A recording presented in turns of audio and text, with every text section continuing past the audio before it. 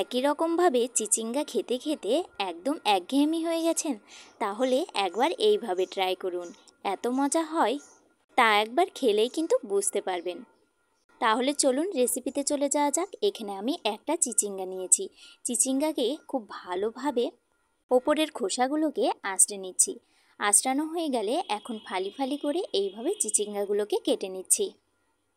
আপনারা চাইলে আপনাদের পছন্দ অনুযায়ী চিচিঙ্গাগুলোকে কিন্তু কেটে নিতে পারেন। এভাবেই আমি সবগুলো চিচিঙ্গা কেটে নিয়েছি। চিচিঙ্গার এই রেসিপিটা কিন্তু দুর্দান্ত হয় খেতে, একবার তো বানিয়েই দেখুন আগে। চুলায় একটা প্যান বসিয়ে দিয়েছি, প্যানের মধ্যে দিয়ে দিচ্ছি কিছুটা সরিষার তেল। এখন একটা মাছ নিয়েছি, এখানে আমি রুই মাছ নিয়েছি, আপনারা চাইলে যে কোনো মাছ দিয়ে করতে পারেন। মাছটাকে হলুদ লবণ দিয়ে মাখিয়ে খুব ভালোভাবে ভেজে উঠিয়ে নেব। এখন এই তেলের মধ্যে দিয়ে দেব চিচিঙ্গাগুলো। এখানে আমি সবগুলো চিচিঙ্গা দিয়ে দিয়েছি। এখন দিয়ে দেব পরিমাণ মতো কিছুটা লবণ আর দিয়ে দেব পরিমাণ মতো কিছুটা হলুদ গুঁড়ো। চিচিঙ্গাগুলোকে খুব ভালোভাবে হলুদ লবণের সঙ্গে মিশিয়ে নিতে হবে।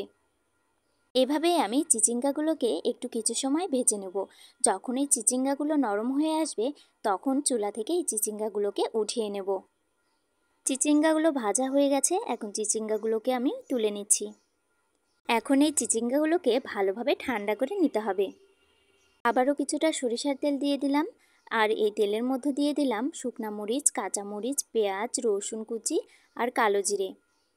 খুব ভালোভাবে এই সবগুলো উপকরণ এখন ভেজে নিতে হবে। ভাজা হয়ে গেছে, এখন আমি এগুলো তুলে নিচ্ছি। এখন একটা ব্লেন্ডার জার নিয়েছি, ব্লেন্ডার জারের মধ্যে ভেজে রাখা চিচিঙ্গাগুলো দিয়ে দেবো। আর ভেজে রাখা পেঁয়াজ, কাঁচামরিচ, রসুন কুচি, শুকনা মরিচ এগুলো আমি ব্লেন্ডার জারের মধ্যে দিয়ে দেবো।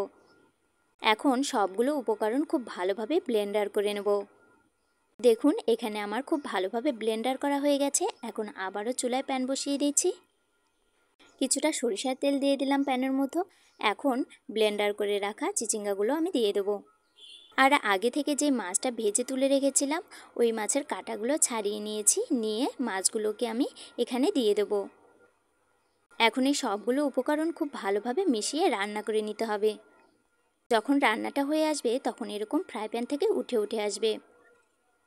তৈরি হয়ে গেল মজাদার চিচিঙ্গা বাটা। এইরকমভাবে ঝাল ঝাল চিচিঙ্গা বাটা করে দেখুন, দারুণ লাগবে খেতে। এক থালা ভাত কিন্তু নিমেষেই শেষ হয়ে যাবে এই চিচিঙ্গা বাটা দিয়ে। শুধু আমার কাছে এই রেসিপিটা এত ভালো লেগেছে তাই আপনাদের কাছেও শেয়ার করলাম রেসিপিটা। আমার রান্নার ভিডিওগুলো যদি আপনাদের ভালো লেগে থাকে তাহলে অবশ্যই লাইক, কমেন্ট, শেয়ার করে পাশে থাকবেন। ধন্যবাদ।